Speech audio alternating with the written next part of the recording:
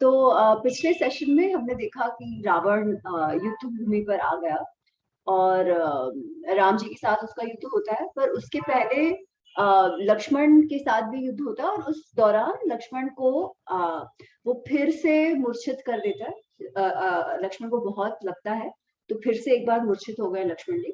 और फिर एक बार हनुमान जो है वो जड़ी बूटियां लेकर वो शिखर जो है वो लेकर आते हैं। तो ये हमने देखा था। और वो फिर जड़ी बूटियां लेप वगैरह लगाकर उनके नाक में डालकर फिर एक बार लक्ष्मण जी को जगाया जाए। तो we are continuing with that. तो वो जो है कि अब जो राम रावण का युद्ध शुरू हो गया, क्योंकि हमने देखा कि बाकी सारे जो थे वो जो कुछ जो एंड के कुछ बचे हुए थे, कुछ हैंडफुल ऑफ जो सेनापति थे विरूपाक्ष वगैरह, उनका भी अंगद सुग्रीव इन्होंने वध कर दिया था। तो अब कोई भी नहीं बचा, कुछ सेना बची है रावण की और रावण स्वयं बचा है। और जब लक्ष्मण मूर्छित हो गए तब वो समय देखकर क्योंकि रावण के भी हथियार, रावण के भी रथ घोड़े सारे नष्ट हो गए थे, तो वो लंकापुरी चला जाता है। और अब आगे का शुरुआत होगा, तो तब रावण जो है वो भी अपने नए रथ पर सवार होकर और सारे अस्त्र वस्त्र लेकर वो फिर रणभूमि पे आ रहे हैं। और यहाँ वानर सेना के साइड पर लक्ष्मण जो है उनको फिर होश आ गया है, क्योंकि सारा जो उनको जो जड़ी बूटियां दी गई उनसे ही इज नाउ फिट। तो हम वहां से शुरू करते हैं कि लक्ष्मण को होश आया और वो क्या कह रहे हैं। तो दिस इज पेज नंबर 577, एक अधिक शततम 101 सर्ग, पेज नंबर 577।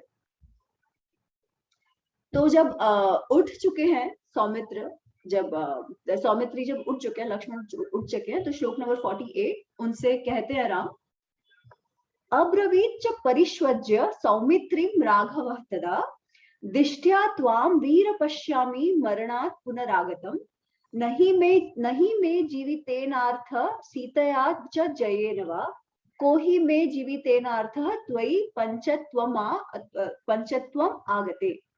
तो वो कहते हैं कि तुम्हारी अगर मृत्यु हो जाती लक्ष्मण, तो मेरा क्या होता, मेरे तो जीने का कोई प्रयोजन ही नहीं रहता, क्योंकि तुम्हारे बिना तो मुझे किसी कोई काम ही नहीं है। तो बहुत अच्छा हुआ उसको, मतलब वो हक करते हैं उसको, ये करते हैं और आलिंगन करके कहते हैं कि तुम अगर नहीं वापस उठते तो मेरे लिए भी जीवन त्यागने का ही अवसर आ गया था। तो तब फिर, क्योंकि हमने अब तक देखा है कि लक्ष्मण का जो कैरेक्टर है, ही is the one who is always holding Ram together. और जब ऐसा लगता है कि कहीं राम थोड़े से इमोशनली भाव विभोर हो रहे हैं, तो he is the one who always pulls him back. तो अभी भी लक्ष्मण उनको यही कहते हैं। So what he says, it's pretty nice. वो कहते हैं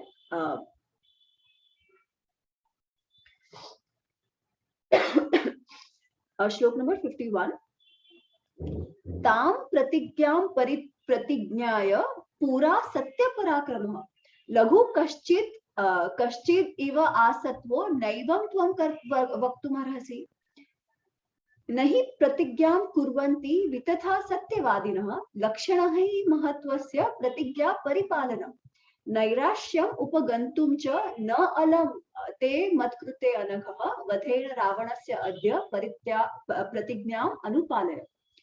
वो कहते हैं कि मेरा जो भी कुछ हो, मैं जीवित रहूं ना जीवित रहूं, इससे बड़ी बात ये है कि आपने कोई प्रतिज्ञा की हुई है। और आपकी क्या प्रतिज्ञा है कि रावण को मारोगे, सीता जी को छुड़वाओगे और विभीषण जो है उनका अभिषेक करोगे लंका के आसन पर। तो आपको इस तरीके से बोलना शोभा ही नहीं देता, क्योंकि कोई भी जिंदा मृत्यु, मतलब वो इतना डिटेल में नहीं कहते, पर वो कहते हैं कि एक योद्धा के लिए, एक सत्यवादी योद्धा के लिए इस तरीके से बोलना भी सही नहीं है। क्योंकि कोई जिए या मरे, आपका जो आपकी प्रतिज्ञा है वो तो आपको कभी भी छोड़नी नहीं चाहिए, वो तो आपको पूरा करना ही चाहिए, कम व्हाट में। तो फिर एक बार लक्ष्मण को याद दिलाते हैं कि भाई आपकी प्रतिज्ञा क्या है, हमें आप किस ऑब्जेक्टिव से आए। खैर, तो अब तो लक्ष्मण वैसे भी ठीक हो गए, तो वापस युद्ध शुरू होता है और रावण जो है वो नए रथ पर, नए घोड़े, नए सारथी के साथ वापस आया। तो अब ऐसा इसमें दिखाया गया है कि जो देव गंधर्व है वो देख रहे हैं ये जो युद्ध चल रहा है, ये वो लोग देख रहे हैं। और वो फिर इंद्र के पास जाके कहते हैं कि ये तो बराबरी का युद्ध नहीं है, क्योंकि राम जो है वो तो जमीन पर खड़े रहकर, पृथ्वी पर खड़े रहकर युद्ध कर रहे हैं, जबकि रावण जो है वो तो रथ पर है, तो ये तो बराबरी का युद्ध नहीं है, तो आप कुछ करिए। तो इंद्र क्या करते हैं कि वो अपना रथ और अपना सारथी, इंद्र के सारथी है माताली, तो वो माताली को भेजते हैं, ठीक है। और माताली जाते हैं और वी सी दैट इन द्वया अधिक शततमः सर्गः 102वां सर्ग, पेज नंबर 59। माताली आते हैं राम के पास और वो कहते हैं श्लोक नंबर 13-14, अब्रवीत् च तदा रामं सप्रेतोदो रथे स्थितः प्राञ्जलिं मातली वाक्यं सहस्राक्षस्य सारथिः। हाथ जोड़कर माताली जो है, जो सहस्त्राक्ष मतलब इंद्र के जो सारथी है, वो अब्रवीत कहते हैं, राम से कुछ कहते हैं, सहस्त्राक्षेण काकुस्थ रथोऽयं विजयायते दत्तः तव महासत्व श्रीमन् शत्रु निबर्हण इदं ऐन्द्र महाचाप कवचम अग्निसन्निभम शराश्च आदित्य संकाशः शक्तिश्च विमला शिवा। तो अब मातली कह रहे हैं कि सहस्राक्षेण इंद्र के द्वारा आपके लिए ये रथ और मुझे भिजवाया गया है, और साथ ही साथ और क्या, आपके लिए कुछ दिव्यास्त्र भी भेजे, महाचाप आपका धनुष, कवच, फिर और क्या, शक्ति, शूल वगैरह जो है, बाण, तुणीर, बाण, ये सारा आपके लिए उन्होंने भिजवाया हुआ है, तो आप इसे ग्रहण करें। तो राम उसे ग्रहण करते हैं, राम रथ पर सवार होते हैं, और फिर एक बार राम और रावण का युद्ध शुरू होता है, ठीक है। अब मैं वापस राम रावण के युद्ध के डिस्क्रिप्शन में नहीं जा रही हूँ, परंतु वो युद्ध चल रहा है वैसे ही, कभी रावण हावी हो रहा है राम पर, कभी राम रावण पर हावी हो रहा है, और दोनों एकदम इक्वल इस पे हैं, उनकी लड़ाई चले जा रही है, हो रही है उनकी लड़ाई। पूरा जैसे पिछली बार भी मैंने कहा था कि पूरा आकाश जो है, पूरा नभ जो है, वो बाणों से अस्त व्यस्त हो गया है, पूरे हर जगह आच्छादित हो गया है, पूरी धरती कवर हो गई है उनके बाणों से। और ये दिव्यास्त्र चला रहे हैं, सामने रावण दिव्यास्त्र चला रहा है, ये राम अपना कोई रावण के दिव्यास्त्र का राम अपने दिव्यास्त्र से छिन्न भिन्न कर रहे हैं। जैसे वो पता है, हमने वो सीरियल में देखा था कि एक तरफ से वो बाण चलता है, दूसरी तरफ से बाण चलता है, वो टकरा के भस्मीभूत हो जाते हैं। तो इसी तरीके के कुछ कुछ डिस्क्रिप्शंस हैं, इस तरीके के कुछ डिस्क्रिप्शंस दिए हुए हैं। और ये जब चल रहा है तो बीच में राम को बहुत क्रोध भी आता है, क्योंकि रावण उनके सामने है, तो उसे और राम अपना जुस्सा बढ़ाने के लिए और रावण को और क्रोधित करने के लिए कुछ कहते हैं, उसे चैलेंज करते हैं। तो वो क्या कहते हैं, वो भी 2-3 श्लोक लेती हूँ उसमें से। तो दिस इज त्रय अधिक शततमः सर्ग, सो 103वां सर्ग, पेज नंबर 583। ततः श्लोक नंबर 10, ततः क्रोध समाविष्टो रामो दशरथ आत्मजः उवाच रावणं वीर प्रहस्य परुषं वच। राम रावण से ये कुछ शब्द कहते हैं, ये निंदनीय शब्द, बेसिकली वो उसकी निंदा करते हुए कुछ शब्द कहते हैं।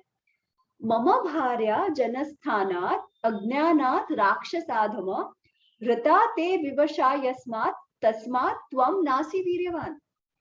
कि मेरी पत्नी को उसकी अज्ञान, वो जानती नहीं थी, हमको किसी को ज्ञान नहीं था, ऐसे डिसीव करके तुम उसे उठाकर ले आए, तुम कोई वीर्यवान नहीं हो, तुम अपने आप को बहुत पावरफुल, बहुत ज्यादा शक्तिशाली मत समझो, क्योंकि तुमने इस तरीके से मेरी पत्नी जो नहीं जानती थी क्या है, उसको इस तरीके से तुम उठा के लेकर आए, उसको ज्ञान नहीं था तुम कौन हो, तो त्वं नासि वीर्यवान। फिर वो कहते हैं मया विरहितादीना वर्तमाना महावने वैदहीं प्रसभं हृत्वा शूरो अहमिति मन्यसे। कि मेरे विरहित, मेरे बिना मेरी पत्नी वहां अकेली थी, बेचारी दीन थी, अकेली थी, और उस पूरे वन में अकेली थी, उसको तुम उठा के लेकर आए, इस तरीके से छुपके से उठा के लेकर आए, और तुम शूरो अहमति मन्यसी, तुमको लगता है तुम बहुत शूर हो, तुम बहुत शूर हो, तुम बहुत करेजियस हो, ऐसे छुपा के उठाकर लेकर आए हो। स्त्रीषु शूर विनाथासु परदारा अभिमर्शनम कृत्वा कापुरुषम कर्मम शूरो अहमति मन्यसे। क्या किया है तुमने, इस तरीके स्त्रियों को जो जिसमें शक्ति नहीं है, जो जिसका कोई संभालने वाला वहां नहीं था, उसको तुम उठाकर लाए। तुम इस तरीके से औरों की पत्नियों को उठाकर लाते हो, उनके साथ बलात्कार करते हो, ये सब करते हो। कृत्वा का पुरुषम मतलब कावर्ड जैसा काम, ऐसे कावर्ड जैसा तुम काम करते हो। और शूरो अहम इति मन्य से, कि तुम अपने आप को बहुत शूर समझते हो। इस तरीके से वो कुछ कुछ इसे कहते हैं, और वो कहते हैं कि अब तुम देखना, मैं तुम्हें दिखाता हूँ कि तुम कितने शूर हो, मेरे बाणों से मैं तुम्हारा वध कर डालूंगा, वगैरह वगैरह। तो और ये सामने इनका चलते रहता है। फिर युद्ध शुरू होता है। और ये युद्ध कैसा है, तो वो युद्ध इतने हद तक बढ़ता है कि एक टाइम पर जो सेनाएं हैं, राक्षस की सेना, राक्षस वाली सेना और वानर वाली सेना, वो सारे उठ खड़े होते हैं वहां पर, केवल देखने के लिए कि इनके बीच चल क्या रहा है। इतना घमासान इन दोनों के बीच चल रहा है, तो बाकी कोई नहीं लड़ाई कर रहा, वो केवल देख रहे हैं राम रावण को कि इनके बीच क्या चल रहा है। और उसमें एक बहुत ही सुंदर श्लोक है जो रामायण का बहुत फेमस श्लोक है, तो वील टेक दैट।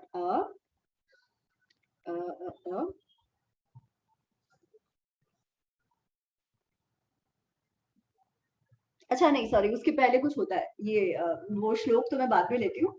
तो उसके पहले क्या होता है, तो ये जो रावण ने राम ने कहा है कि शुरू हमें बनने से, ये जब सब होता है तो फिर उनके बीच बहुत घमासान लड़ाई शुरू होती है। और एट वन पॉइंट ये होता है कि राम रावण में बहुत हावी हो जाते हैं, इतने हावी हो जाते हैं कि राम अपने बाण छोड़ रहे हैं, और रावण जो है वो संभाल नहीं पा रहा है। उस पर सारे बाण आए जा रहे हैं, और वो संभाल नहीं पा रहा है, वो हिलडुल गया है, और वो अपनी शक्ति वापस इकट्ठा कर सामने वार कर नहीं पा रहा है। तो रावण का जो सारथी है वो क्या करता है कि रावण को भगा ले जाता है, वहां जो युद्ध भूमि से रावण को बचाकर भगा कर ले जाता है, ठीक है।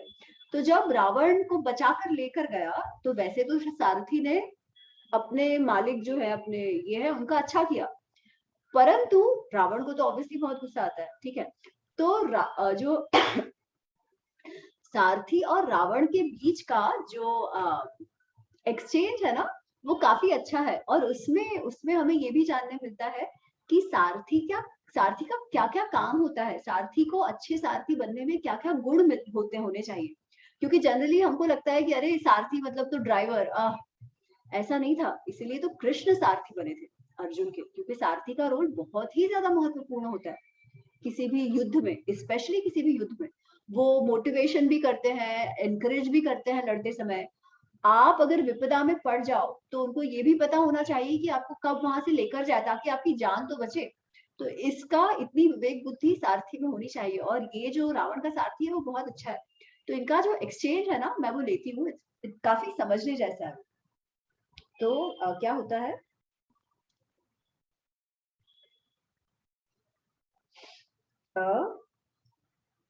103 सर्ग ही, श्लोक नंबर 28, 29, 584।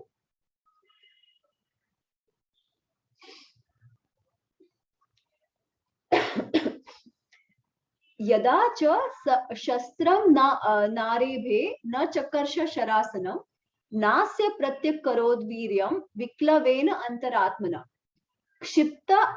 क्षिप्ताश्च आशु शरास्तेन शस्त्राणि विविधानि च मरणार्थाय वर्तन्ते मृत्यु कालो अभवर्तत। सूतस्तु रथ रथनेत रथने रथनेतस्य तद अवस्थम निरक्ष्यतम शनैः युद्धात् संभ्रांतो रथम तस्य आपहावयात्। तो क्या हुआ कि जब रावण जो है वो, जैसे राम के बाण चल रहे थे, जो मैंने कहा कि वो सामने आरंभ ही नहीं कर पा रहे थे सामने छोड़ने का, ठीक है, हिल गए थे ऐसे। तो सारथी को ये लगा कि कहीं ये मर ना जाए, इनकी मृत्यु ना हो जाए, क्योंकि ये सामने वार ही नहीं कर पा रहे। शायद उनकी शक्ति क्षीण हो गई है उस टाइम पर, शक्ति नहीं है, थोड़ा सा शायद वो वीक फील कर रहे हो, जो भी है। तो इसलिए सारथी क्या करता है, शनै ही धीरे से युद्धात युद्धात संभ्रांतो, जो संभ्रांत थोड़े से संभ्रम में थे, ऐसे कंफ्यूजन में, जो उसे लग रहे थे कि रावण जो थोड़ा से संभ्रम में है, तो युद्धात रथम तस्य अपवाहयत, वहां से वो लेकर गया, he drove the chariot away from the युद्ध भूमि, ठीक है, धीरे से वो वहां से खिसक गया, बेसिकली रावण को लेकर चले गए वहां से। रथम च तस्य अथ जवेन सारथी निर्वार्य भीमं जलत्स्वनं तदा जगाम भित्त्या समरात् महीपतिं निरस्त वीर्य पतित समीक्ष। निरस्त वीर्य, उनकी शक्ति कम हुई है, समीक्ष, ये देखकर सारथी ने क्या किया, घोड़ों के साथ सारथी ने रथ को बाहर निकल गया। तो बेसिकली यही बताया। अच्छा, अब क्या होता है, चतुरधिक शततम 104वां सर्ग। रावण जब ये देखता है तो उसे बहुत गुस्सा आता है, तो वो क्या कहता है, श्लोक नंबर 1, सतु मोहात् सुसंक्रुद्धः कृतांत बलचोदितः क्रोध सरक्त नयनो रावणः सुतम अब्रवीत। उसे बहुत गुस्सा आया, ऐसे क्रोध सरक्त, ऐसे लाल लाल आंखें उसकी हो गई है, और वो क्या कहता है, हीन वीर्यम इव अशक्तम पौरुषेण विवर्जितम भीरु लघु इव आसत्वम विहीनम इव तेजसा विमुक्तम इव मायाभिः अस्त्रै इव बहिष्कृतम माम अवज्ञाय दुर्बुद्धे स्वया बुद्ध्या विचेष्टसे। वो कहते हैं कि जैसे मैं कोई हीन पुरुष हूँ, मेरी कोई शक्ति मेरे में बची नहीं हो, मेरे में कोई पौरुष ना बचा हो, मेरे में कोई वीर्य ना बचा हो, मैं जैसे कि मैं माया रहित हो गया हूँ, जैसे कि किसी अस्त्र को बहिष्कृत कर देते हैं क्योंकि उसका काम नहीं है, उस तरीके से तुम मुझे उठाकर लेकर आए। तुम्हारी बुद्धि, तुम अपनी बुद्धि से मुझे बेवकूफ समझकर मुझे इस तरीके से ले आए, मुझे इतने वीक समझकर तुम इधर से इस तरीके से ले आए। ये तुमने क्या कर दिया मेरे लिए, तो ये बहुत हीन परिस्थिति हो गई है कि तुम मुझे यहाँ से भगा कर ले आए। फिर वो कहता है श्लोक नंबर 5, त्वया अद्य ही मम अनार्य चीर कालम उपर्जिताम यशो वीर्य च तेजस च प्रत्यय च विनाशितः। वो कहता है हे अनार्य। फिर आप देखो अनार्य शब्द, रावण अपने सारथी को अनार्य कहते हैं। अनार्य क्यों कहते हैं, क्योंकि उसे लगता है कि इसने जो काम किया है वो गलत किया है। आर्यो एक सभ्य मनुष्य, सभ्य क्षत्रिय को शोभा दे ऐसा कार्य नहीं किया है, इसलिए वो कहते हैं हे अनार्य, तुमने क्या किया है, त्वया तुम्हारे द्वारा अद्य ही, अभी क्या हुआ है, चीर कालम उपार्जितम, बहुत टाइम से मैंने जो है जिसका उपार्जन किया है, मैंने जो कमाया है, क्या कमाया है, यश वीर्य तेज, मेरा यश वीर्य, मेरी शक्ति, मेरा यश, मेरी कीर्ति, जो तेज मैंने इतने वर्षों की मेरे कर्तृत्व से कमाया है, उसको तुमने पानी में मिला दिया, उसका तुमने विनाश कर दिया इस तरीके से मुझे भगा कर लेकर आकर, क्योंकि सब तो समझेंगे कि मैं डर कर भागा। ठीक है, तो तब सारथी कुछ कहता है। सारथी कहता है श्लोक नंबर 11, न भीतो अस्मि न मूढ़ो अस्मि न उपजप्तोस्मि शत्रुभिः न प्रमत्तो निस्नेहो विस्मृता न च सत्क्रिया मया तु हितकामेन यशः च परिरक्षिता स्नेह प्रसन्न मनसा हितमिति अप्रियम कृतम। वो कहता है कि अप्रिय कृतम, तुम्हारा पसंद नहीं है ये मैंने किया, पर मैंने क्यों किया, हितमिति, आपके अच्छे के लिए किया, न भी तो मैंने कोई डर के किया है या बेवकूफी से किया है या शत्रु से घबरा कर किया है या प्रमत्त या इग्नोरेंस में आके किया है या अहंकार में आके किया है, ऐसा कुछ नहीं है। मैंने क्यों किया है, केवल आपके हित काम के लिए, आपके हित काम के लिए किया है मैंने। और वो कहता है कि मुझे ऐसे लगा जैसे कि आपकी शक्ति क्षीण हो रही है और उस समय सारथी के नाते आपका जीवन बचाना मेरे लिए कर्तव्य था, इसलिए मैंने ये किया। ठीक है, फिर वो कहते हैं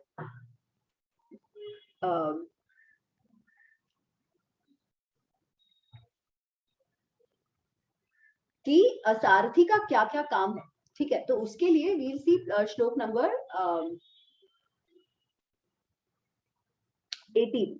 तो 18 ऑनवर्ड्स वो बताता है कि सारथी का क्या काम है और उसने जो भी काम किया वो उसके अकॉर्डिंगली है। तो ही से श्लोक नंबर 18, देश कालौ च विज्ञेयौ लक्षणानि इंगितानि च दैन्यम हर्ष खेद रथिनः च बलाबलम। रथिनः मतलब सारथी। ठीक है, वो कहता है कि एक सारथी को देश काल, क्या परिस्थिति है, क्या समय है, उसकी समझ होनी चाहिए। लक्षण इंगितानी, जो अलग अलग वहां पे जो साइंस दिखाई दे रहे हैं, जो ओमेन्स दिखाई दे रहे हैं, साथ साथ इंगितानी मतलब बॉडी लैंग्वेज, जिनका जो लड़ाई कर रहा है, जो योद्धा लड़ाई कर रहा है, उसकी क्या बॉडी लैंग्वेज है, उसकी शक्ति कैसी है कैसी नहीं है, क्या वो दैन्य में है या वो खुश है, या उसको वो बहुत परेशान हो रहा है, उसे बहुत लगा है, या वो बहुत अच्छे से है और वो लड़ाई करने के लायक है। हमा जो जिसका वो सारथी है, वो योद्धा का क्या बल है, सामने वाले का क्या बल है, और परिस्थिति में अभी कौन किस पे हावी है, ये सब जानना, समझना सारथी के लिए बहुत आवश्यक है। ये ऐसा कहता है, वो सारथी ऐसे कहते हैं। फिर कहते हैं स्थल निम्नानि भूमेश्च समानि विषमाणि च युद्ध कालश्च विज्ञेय परस्य अंतरदर्शनम। वो कहते हैं कि यार भूमि कैसी है, क्योंकि वहां पे हाथ जो घोड़े हैं, घोड़ों के को समतल जमीन पर ज्यादा अच्छा है ना, बहुत ऊंची नीची है, बहुत पत्थर वाली जमीन है, बहुत कांटे वाली जमीन है, ऐसी नहीं होनी चाहिए। तो भूमि की परिस्थिति क्या है ये भी पता होना चाहिए एक सारथी को। परस्य अंतरदर्शनम, सामने वाला कैसा है, वो किस तरीके से स्ट्रैटेजी कर रहा है, वो किस तरीके से कदाचित अटैक कर पाएगा, इसकी समझ उसको ये समझने में, ये भी समझने में आना चाहिए सारथी को। क्योंकि जो योद्धा है वो तो लड़ाई कर रहा है, सारथी जो है वो देख भी रहा है, तो he can observe more beyond that. एक योद्धा चल क्या रहा है, स्ट्रैटेजी क्या हो सकती है, इसका जो समझ है वो सारथी को होनी चाहिए। तो इस तरीके उनकी ट्रेनिंग भी देखिए, मतलब किस तरीके की होती होगी, ठीक है। तो उपायान अपायाने च अपायाने च स्थानं प्रत्यपसर्पणं सर्वमेतं रथस्थेन ज्ञेयं रथ कुटुंबिना। तो बेसिकली क्या, कब उपाय अपान है, कब पास ले जाना है, कब दूर ले जाना है, कभी कौन सा अवसर सही है अटैक का, कब उनको वापस लाना है, वगैरह वगैरह। तो इसे ज्ञेयम रथ कुटुंबिना, ये जो रथी जो है उनको, ये सब जो कुटुंब के रथी है उनको ये पता होना आवश्यक है। इसीलिए मैंने जो कहा करा जो है वो आप ही के लिए किया है कि आपको थोड़ा सा विश्राम हो जाए, इसलिए मैंने किया है आपको और मेरे घोड़े। तो ये जो मेरे घोड़े हैं वो भी बहुत थके हुए हैं, उनको भी विश्राम की आवश्यकता थी, इसलिए मैं आपको लेकर आया। मैं कोई आपको बुरा करने के लिए नहीं लेकर आया हूँ। और अब आप कहो, मुझे लगता है कि अब विश्राम भी हो गया है, घोड़ों को भी शक्ति वापस आ गई है, अब कहो आप, हम वापस लौट चलते। तो ऐसे इनके बीच बात होती है। और फिर रावण इज लाइक ठीक है चलो लेट्स गो, तो वो वापस युद्ध भूमि पर चले आते हैं जहां पर राम है।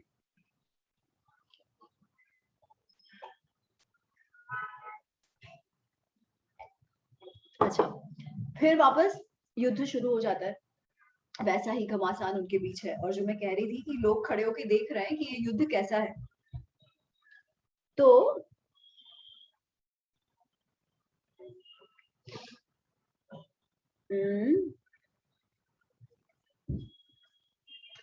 तो जो डिस्क्रिप्शन दिया हुआ है राम रावण का युद्ध कैसा था, वो इतना सुंदर है। दिस इज सप्त अधिक शततमः सर्ग, तो 107वां सर्ग, पेज नंबर 595, श्लोक नंबर 51 52। गंधर्व अप्सराम अप्सरसां संघा दृष्ट्वा युद्धम अनुपमम गगनम गगनाकारं सागरः सागरोपमः राम रावणयोः युद्धम राम रावणयोः इव एवं ब्रुवन्तो ददर्शुः तदा युद्धम राम रावणम।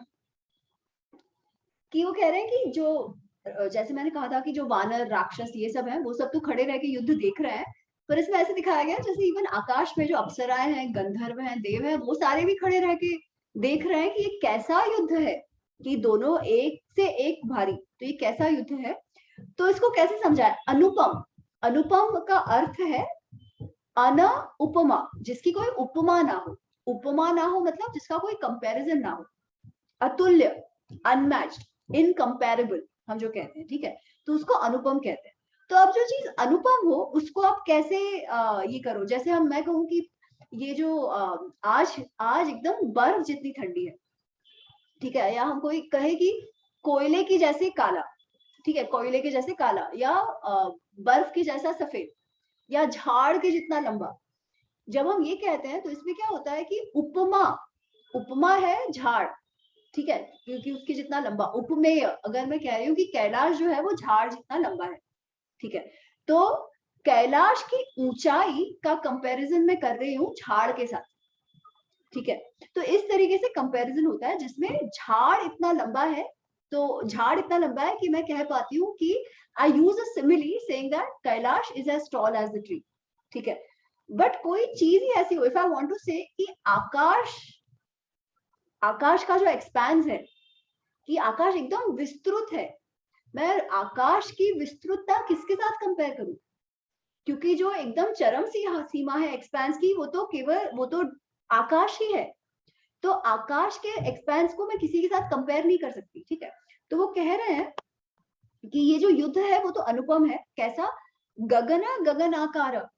अगर मुझे आकाश का कंपैरिजन करना हो तो मैं केवल आकाश के साथ ही उसका कंपैरिजन कर सकती हूँ, क्योंकि और कोई वस्तु ऐसी नहीं है जो उसके कंपैरिजन में आए, ठीक है। सागरः सागरोपमः, सागर का अगर मुझे कोई सिमिली देना हो, उसका कुछ कंपैरिजन करना हो, तो उसके लिए भी मैं केवल सागर की ही उपमा दे सकते हैं, क्योंकि सागर जितना विस्तृत और सागर जितना प्रोफाउंड और डीप कुछ भी नहीं है। उससे कुछ बेटर हो तो ही आप कह सकते हो ना कि उसके कंपैरिजन। तो ये तो कंपैरिजन जिसका हो ही नहीं, उसकी उपमा वो स्वयं है। तो राम रावण युद्ध का उपमा किससे की जाती है? वो कहते हैं राम रावण योहो युद्ध, राम रावण योहो इव। राम और रावण का जो युद्ध है वो राम रावण के युद्ध जैसा ही है, इसका कहीं कंपैरिजन ही नहीं है। इस तरीके का है कि कोई कंपैरिजन बिना का ये है ना, ऐसा कभी पहले हुआ है ना ये पहले बाद में कभी शायद होगा, ऐसा ये युद्ध है। राम रावण योहो युद्ध, राम रावण योहो इव। तो ये बहुत फेमस श्लोक है महाभारत रामायण का। तो I thought I should spend some time on it. तो खैर, तो ये ऐसा कहते हैं कि ऐसा है राम रावण का युद्ध, और सब कह रहे हैं कि अरे बाप रे, आप देखो कितना अच्छा है। तो अच्छा, फिर क्या होता है? अच्छा, अब इट्स, अरे सॉरी, मेरा वो पेज चला गया। हाँ, तो अब क्या होता है कि अब कुछ मूवमेंट तो होनी चाहिए ना, दोनों एक दूसरे को एकदम एक पर एक हावी हो रहा है। फिर राम डिसाइड्स कि चलो आई हैड इनफ, अब मैं इसका खात्मा करता हूँ। तो वो अपना एक बाण निकालते हैं और रावण का सिर छेद कर देते हैं, ठीक है। तो सिर छेद कर देते हैं तो सिर नीचे गिर जाता है। तो क्या होता है? सो दिस इज श्लोक नंबर 53-54। ततः क्रोधात् महाबाहु रघूणाम कीर्तिवर्धनः संधाय धनुषा रामः शरम आशी विषओपमः। एकदम तेज विषधारी बाण उन्होंने लिया, उसका संधान किया। रावणस्य शिरो अच्छिन्दत्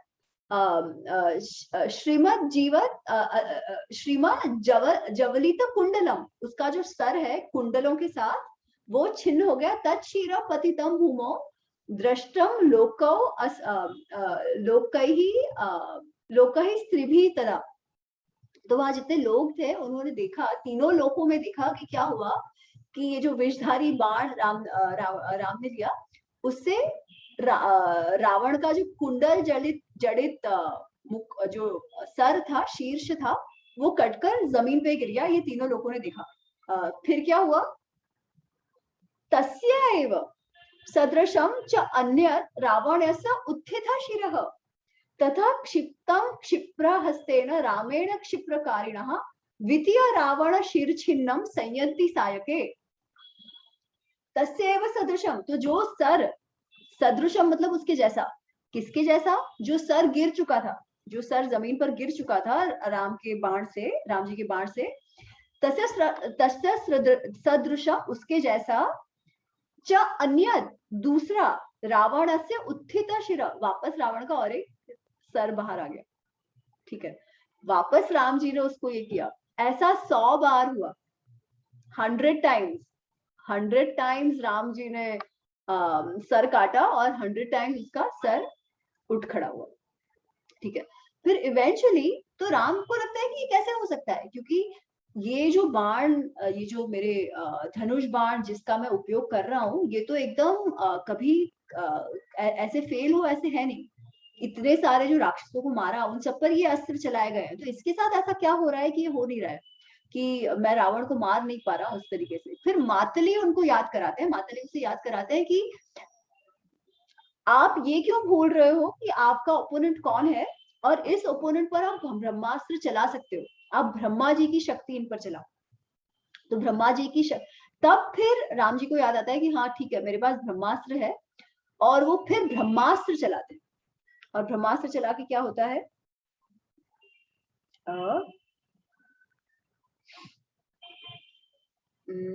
कहाँ गया,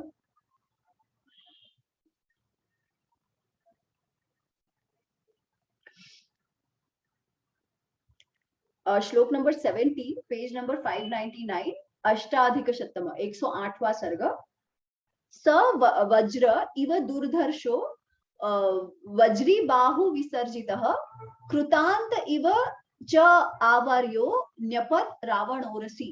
ओरस मतलब छाती। तो वो जो वज्र समान जो उन्होंने अस्त्र ब्रह्मास्त्र चलाया वो एकदम वज्र समान था, लोहे के समान था, जो इंद्र का अस्त्र है उसके समान था। वो जब राम ने चलाया तो वो सीधा जाके रावण की छाती में घुस गया। छाती में घुसते ही क्या हुआ, स विसृष्टो महावेग शरीरांत करह परह विभेद हृदयं तस्य रावणस्य दुरात्मनः। स विसृष्टो महावेग शरीरांत करह, शरीर का अंत करने वाला ये बाण था, शरीर का अंत करने वाला बाण। उससे क्या किया, विभेद्य हृदयम, रावण के हृदय को विदीर्ण करता हुआ उसने रावण को बेसिकली मार दिया। ठीक है, तो इस तरीके से रावण की मृत्यु होती है। इसी श्लोक नंबर 22, गतासु भीम वेगस्तु नैरुत्रेन्द्रो महाद्युति पपात सदनाद भूमौ वत्रो वज्र हतो यथा। वज्र से आहत हुए नैरुत्र मतलब राक्षस, राक्षसेंद्र, राक्षस, नैरुत मतलब राक्षस, उसके इंद्र, नैरुतेंद्र मतलब रावण, वो क्या हुआ, पपात गिर गए, जमीन पर गिर गए, धड़ाम से आवाज करते हुए जमीन पर गिर गए और बेसिकली मर गए। और इस तरीके से रावण का वध हो जाता है। तो 108वें सर्ग युद्धकांड में रावण की मृत्यु होती है। अच्छा, तो बिफोर आई प्रोसीड अहेड, मुझे एक बात कहनी थी जो रह गई। ये जब हम देखते हैं कि ये कई बार हमने रामायण में पढ़ा कि जब एक बार वो जो नागपाश से ग्रस्त होते हैं राम लक्ष्मण, तब हमने देखा था कि गरुड़ आए थे, गरुड़ उनको बचाने आ गए थे।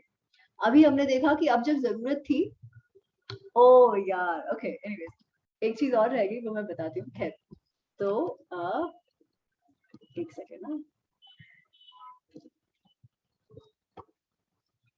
तो जब वो गरुड़ आए थे, फिर इस बार मातली आए जो इंद्र के सारथी थे, वो उनको मदद करने।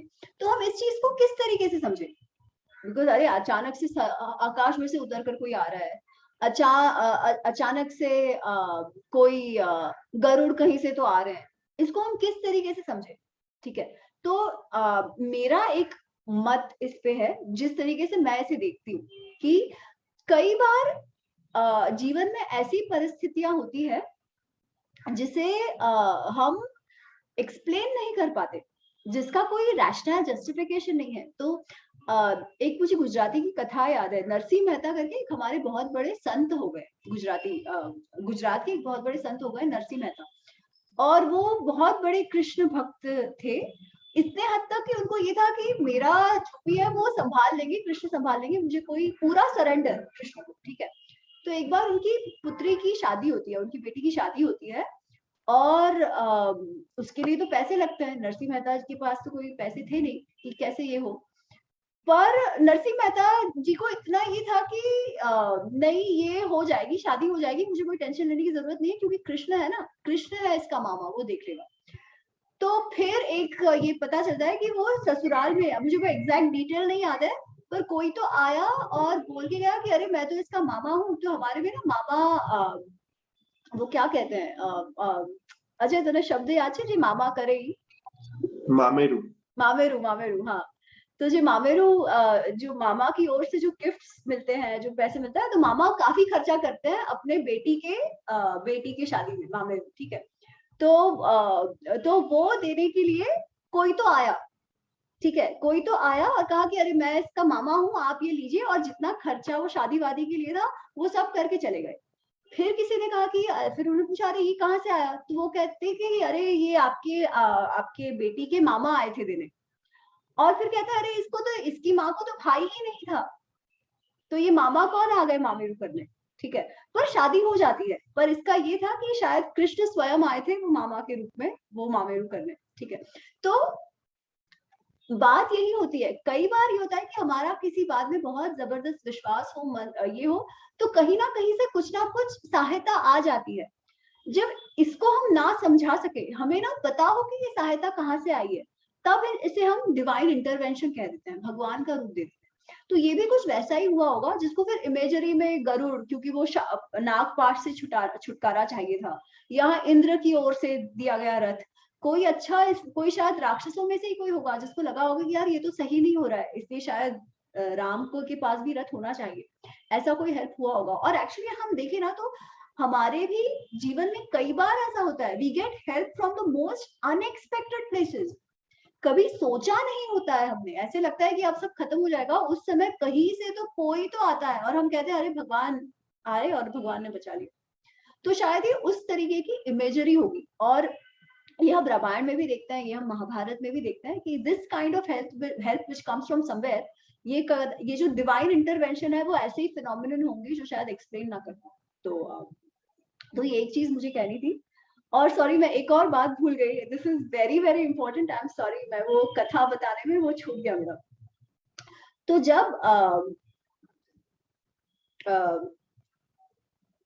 जब सारथी, जो रावण का सारथी है, वो लेकर चले गए थे, रावण को हटा के लेकर गया था, तो यहाँ पर क्योंकि वो युद्ध चले जा रहा था, इसलिए राम स्वयं भी थोड़े थके हुए थे, तो इन अ वे उनको भी वो ब्रेक मिल गया जब वो रावण का सारथी उनको लेकर चला गया था।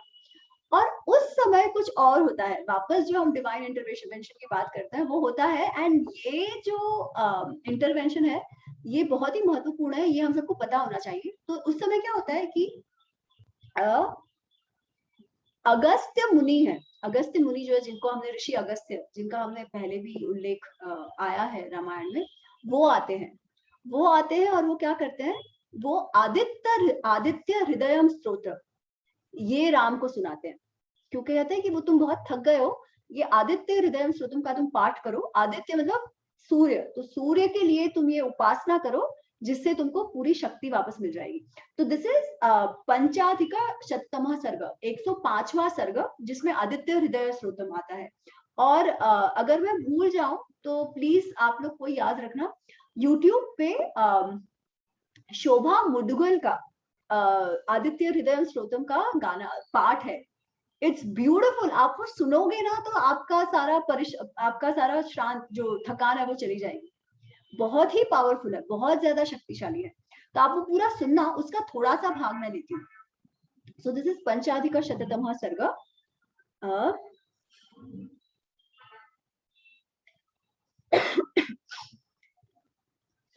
ततो युद्ध परिश्रांतं समरे चिंतया स्थितं रावणं चाग्रतो दृष्ट्वा युद्धाय समुपस्थितं देवतैः समागम्य द्रष्टुम् अभ्यागतो रणम् उपागम्य अब्रवीत रामम अगस्त्यो भगवान तदा, कि ततो युद्ध परिश्रांतम, समरे मतलब युद्ध में परिश्रांत थके हुए और चिंता कर रहे हैं कि अच्छा अब क्या होगा, वो राम को कौन आए, देवताओं के साथ अगस्त्य मुनि मिलने आए सामने। एक्चुअली रावण अग्रतो दृष्टवा, रावण सामने खड़ा है राम के, ये देखकर, और राम थोड़े से थके हुए हैं, ये देखकर अगस्त्य मुनि देवताओं के साथ आए और उन्होंने कहा, क्या कहा, उपगम्य अब्रवीत रामम अगस्त्योतदा, तो राम को वो बोल रहे हैं, अब्रवीत मतलब बोलना, क्या बोलते हैं, राम राम महाबाहु शृणु गुह्यम सनातनम येन सर्वानरिं वत्स समरे विजयिष्यसे। हे राम, हे महाबाहु राम, शृणु सुनो, क्या सुनो, गुह्यम सनातनम, मैं तुमको एक सीक्रेट बताता हूँ, सनातन एक जो सत्य है वो मैं तुम्हें बताता हूँ, जो गुह्य है वो सबको नहीं पता, वो सीक्रेट है। ये न सर्वान अरिं वत्स समरे विजयिष्यसे, ये न जिसके द्वारा सर्वान अरिन, अरि मतलब रिपु, अरिन मतलब शत्रु, जिससे तुम सारे शत्रुओं पर क्या होगा, समरे मतलब युद्ध में, वत्स मतलब बेटा, विजयिष्य से, जिससे तुम सारे जो दुश्मन है उन पर विजय पालोगे। आदित्य हृदयम पुण्यम सर्व शत्रु विनाशनम जयावहम जपम नित्यम अक्षयम परमम शिवम सर्व मंगल्य मांगल। अच्छा सॉरी, तो आदित्यम हृदयम पुण्यम, तो मैं जो तुमको बता रहा हूँ वो आदित्य हृदय स्रोत है, क्योंकि आदित्य सूर्य के लिए वो स्रोत है। वो कैसा है? वो पुण्य, आप पुण्य अर्जित करने वाला है। सर्व शत्रु विनाशनम, सब शत्रुओं का नाश करने वाला है। जयावहम, जय विजय प्राप्त करवाने वाला है। जपम नित्यम अक्षयम, कैसे? उसका नित्यम जप करने से क्या करेगा? ये सब करेगा वो, पुण्य पुण्य मिलेगा आपको ये सब, उसका नित्यम जप करने से। अक्षयम परमम शिवम, बहुत ही शुभ है ये, बहुत शुभ है, और अक्षय पुण्य आपको इससे मिलेगा। ठीक है, और इसके आगे आपको शुरू करते हैं। तो वो जो स्रोत है वो शुरू होता है, जो बेसिकली सूर्य की स्तुति है, वो है आदित्य हृदय, बेसिकली सूर्य की स्तुति। तो वो क्या कहते हैं? सर्वमंगल मांगल्यम सर्व पाप प्रणाशनम चिंता शोकम प्रशमनम आयुर्वर्धनम उत्तमम। और क्या करता है ये स्रोत? सबसे मंगल, सभी मांगलिक चीजों में सबसे मंगलदायी ये श्लोक है। मंगलदायी चीजों में सबसे मंगल देने वाला श्लोक है।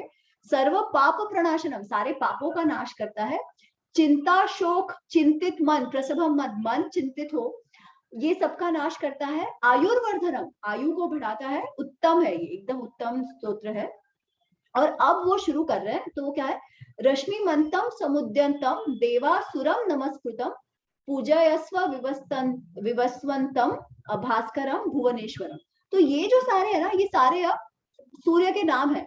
रश्मिमंतम, जो रश्मि से भरपूर है, मतलब किरणों, रश्मि किरण, जो सूर्य की किरणें हैं, तो किरण वाला। समुद्यंत, रश्मिमंतम, सारी रश्मि किरणों को समाये हुए। देवासुरम नमस्कृतम, वो जिसे देव और असुर सभी नमस्कार करते हैं। पूजयस्व, उसकी पूजा करो। किसकी पूजा करो? इसकी, रश्मिमंतम, जो ये रश्मिमंतम समुद्यंतम, रश्मियों को समुदे हुए ये जो आदित्य है, उसकी तुम पूजा करो।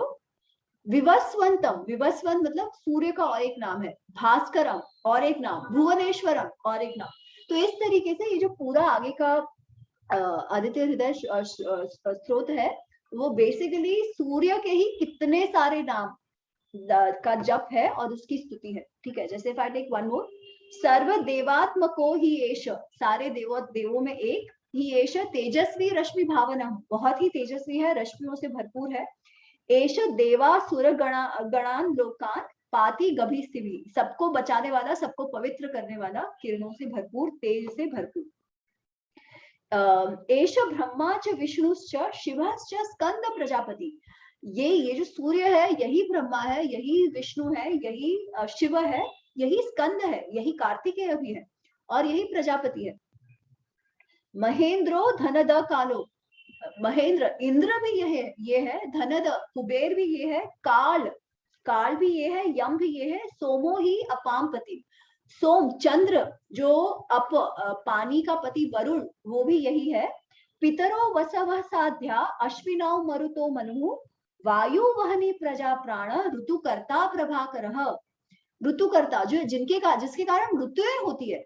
अगर सूर्य ना हो तो ऋतु नहीं होगी। जो पृथ्वी घूमती है सूर्य के आसपास, उसके कारण ऋतु होती है। तो ऋतुकर्ता प्रभाकर, जो प्रभा, जो तेज लाता है दिन में, तो प्रभा करने वाला जो है वैसा सूर्य, ये ब्रह्मा विष्णु सब सारे देवताओं को, सारे डेटीज को, देवताओं को आप इसी में देखो, यही सूर्य वो है, और इसकी उपासना करो। ठीक है, तो ऐसे वो पूरा है। तो आप पढ़िएगा ये चैप्टर। और जो आदित्य हृदय स्तोत्रम का जो पाठ करा है शोभा मुद्गल, बहुत सारे अच्छे हैं। मुझे पर्सनली शोभा मुद्गल वाला बहुत अच्छा लगता है, क्योंकि मेरे ख्याल से उसका आवाज इसमें बहुत अच्छा बैठता है, और जिस तरीके से उसने गाया है वो भी बहुत अच्छा है।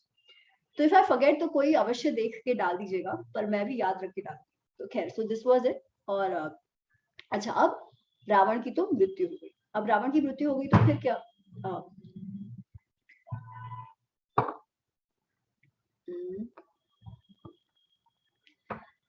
जब रावण सॉरी, जब रावण को पड़ा हुआ देखता है विभीषण, जब देखता है, तब अचानक से इट हिट्स हिम। ठीक है, एक बात होती है कि आप अपने भाई बंधुओं को छोड़ के चले आओ, दूसरा ये होता है कि हाँ इट हैज हैपेंड, जो आप चाह रहे थे पूरा विनाश आपके परिवार का हो चुका। ठीक है, आपका भाई भले ही आपको उसने धोखा दे के जो भी आपको उल्टा सीधा कह के बाहर निकाल दिया, पर था तो आपका भाई। तो जब विभीषण उसे देखते हैं तो एकदम शॉक में आ जाते हैं और वो बहुत विलाप करते हैं कि अरे भाई तू तो इतना शक्तिशाली था, तू ऐसे क्यों पड़ा हुआ है, मैं तुम्हें कह रहा था मेरी बात मानो, मेरी बात तुमने क्यों नहीं मानी, ऐसे क्यों तुमने ये करा, अगर मेरी बात मानते तो ऐसा सब नहीं होता, वगैरह वगैरह, इस तरीके का विलाप है। पर उसमें मुझे एक चीज पढ़नी है, विच आई विल डू।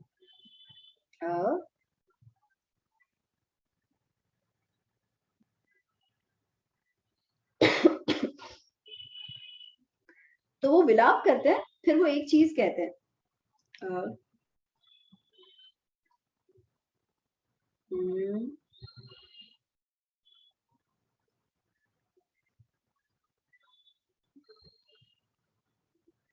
हाँ तो वो विलाप कर रहे हैं, तब राम जो है उनको धाड़स बंधाते हैं, और वो धाड़स बंधाते हुए राम कहते हैं उनको, श्लोक नंबर 14 नव अधिक शततम 109वां सर्ग, 14 श्लोक।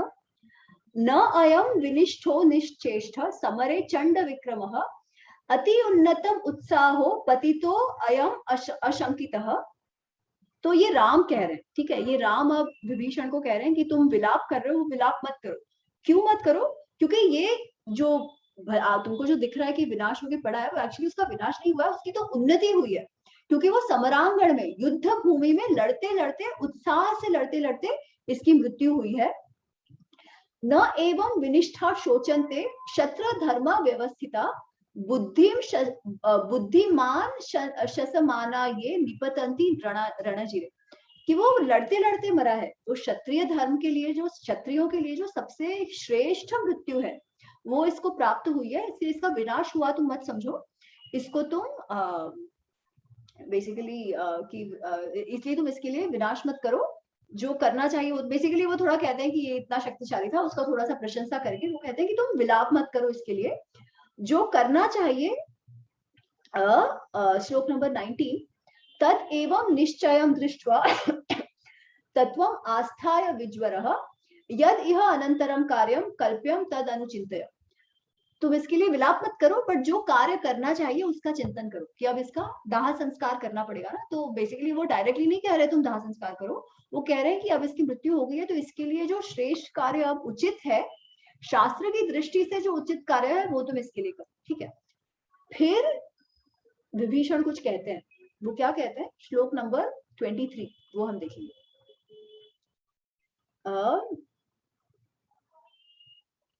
एक्चुअली श्लोक नंबर 21 से देखते हैं पूरा। तो अब विभीषण कहते हैं, यो सॉरी यो अयम विमदेर्षु इव भग्न पूर्वः सुरैः समस्तैः अपि वासवेन भवन्तम आसाद्य रणे विभग्नो वेलामिव असाध्य यथा समुद्र। कि ये जो मेरा भाई है, जो यहाँ पर अभी गिरा हुआ है, ये कभी युद्ध से भागा नहीं है, और वासव जो इंद्र है, इंद्र को भी इसने पराजित किया हुआ है। ऐसा मेरा ये भाई है, जो अभी शांत होकर यहाँ पड़ा हुआ है, बट वो ऐसा बहुत ही महान, बहुत ही शूर योद्धा रहा है। अनेन दत्तानि वनिपकेषु भुक्ताश्च भोगा निभृताश्च कृत्या धनानि मित्रेषु समर्पितानि वैराणि अमित्रेषु च यापितानि। ये मेरा भाई कैसा है कि इसके जो सेवक थे, जो इसके एम्प्लॉइज थे, जो इसके लिए काम करते थे, इसका इसने बहुत ध्यान रखा है, उनको बहुत धन दिया है, बहुत वो आराम से रहे, उनका आराम वगैरह का ध्यान रखा हुआ है। जो उसके मित्र थे, मित्रों को उसने बहुत अच्छे, धनानी मित्रेषु समर्पितानि, ऐसे धन लग्जरीज देकर, सब धान्य देकर अपने मित्रों को भी इसने बहुत अच्छे से रखा है, और अपने शत्रुओं की वाट भी लगा दी। ठीक है, शत्रुओं के साथ जो वैर निकालना जिसे कहते हैं, कि जो एक शत्रु कैसा अपना शत्रु का विनाश करने पर तुला हुआ होता है, वो भी इसने किया हुआ है। बेसिकली एक क्षत्रिय जैसा होता है, वैसा ये रहा है। एषो अहित अग्निश्च महातपश्च वेदांतगः कर्मसु च अग्रशूरः एतस्य यत् प्रेतगतस्य कृत्यं तत् कर्तुम् इच्छामि तव प्रसादात्। कि ये रावण जो है वो अग्निहोत्र करता था, यज्ञ जो करते हैं वो करता था, वेद उपनिषद का पाठ करता था ये, ठीक है। जो रिचुअल्स जो हम हिंदू के लिए, जो ब्राह्मण क्षत्रिय जो रिचुअल सारे करते हैं, वो सारा ये करता था, ये वैसा कर्मठ था। अग्निहोत्री जो जो मीमांसा के हिसाब से जो धर्म के कार्य हैं, जो यज्ञ सारे जो गृहस्थ है उनके लिए अग्निहोत्र इज कंपलसरी, उस समय में होता था। संध्या उपासना इज कंपलसरी। ये जो सारे यज्ञ करने चाहिए, एक राजा ने यज्ञ करके जो दान दक्षिणा देनी चाहिए, ये सब उसने करी है। तो वो कहते हैं कि इसलिए इसके द्वारा तो ये जो ऐसा मेरा जो भाई है, इसके लिए मैं उचित प्रेत कार्य करना चाहता हूँ कि अंत्येष्टि जो है, जो क्योंकि ये सारे स्क्रिप्चर्स के अकॉर्डिंग जो कर्म करने चाहिए वो इसने सारे किए हैं, तो मैं इसके लिए उचित प्रेत कार्य करना चाहता हूँ। फिर वो कहता है स तस्य वाक्यैः करुणैः महात्मा संबोधितः साधु विभीषणेन आज्ञापमास नरेंद्र सुनु स्वर्गीयम आधानम अधीन सत्वम। तो बेसिकली राम जब ये कह रहा है कि मैं इसके इस तरीके से ढंग से प्रेत कार्य करना चाह रहा हूँ, तो राम कहते हैं हाँ अवश्य करो, तुम इसके प्रेत कार्य करो। And he aids in the end, मरणांतानि वैराणि निवृत्तम नह प्रयोजनम क्रियताम अस्य संस्कारो मम अपि एष यथा तमः। वो कहते हैं कि अब इसकी मृत्यु हो गई है कि क्योंकि अच्छा विभीषण ये पूछ रहे हैं कि अगर आपकी आज्ञा हो तो मैं इसका ढंग से संस्कार करना चाहता हूँ। और वो ये क्यों बता रहे हैं कि उसने एक्चुअली जो वेदों के अनुसार जिस तरीके से रिचुअल करके जैसे जीवन निर्वाह करना चाहिए, वैसा सारा कुछ रावण ने किया हुआ है। जो 16 संस्कार हमारे में होते हैं वो सबका भी उसने पालन किया हुआ है। उसका आखिर का जो 16वां संस्कार है अंत्येष्टि, जो दाह संस्कार है वो पेंडिंग है, इसलिए वो कह रहे हैं कि मैं इसका दाह संस्कार करना चाहता हूँ। और वो चाहते हैं कि राम हाँ कहे, क्योंकि वैसे तो वो राम का शत्रु है। तो हमारे में ये मान्यता है ना कि आप अंत्येष्टि करो, सबका अगर दाह संस्कार ढंग से हो तो आत्मा को मुक्ति मिलती है। तो ही इज नॉट श्योर कि अपने शत्रु के लिए राम ये करना चाहेंगे कि नहीं।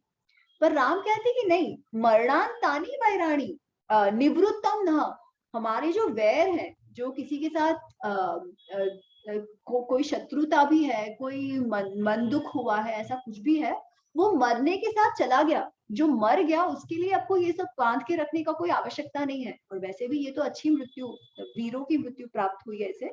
तो क्रियतामस्य संस्कारो, जैसे संस्कार करने चाहिए वैसे संस्कार तुम्हें इसके लिए करना चाहिए।